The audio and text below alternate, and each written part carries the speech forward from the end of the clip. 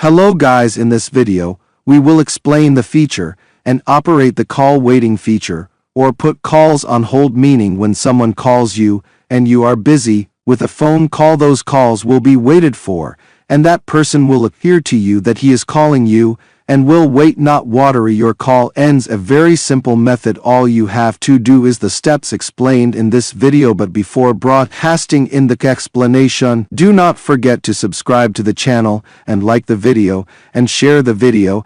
And thank you from the heart to everyone who made it. Now let's go through the explanation. The first step, my friend, is to go to the settings or call settings or your call application on your phone. Then click on the three dots that are above here. Then click on the settings. Then if you have two SIM cards, choose the card you want to activate the call waiting mode. Then click on more settings. Then you will find the call waiting mode here. Click on it and activate this feature, and thus you will have successfully activated it.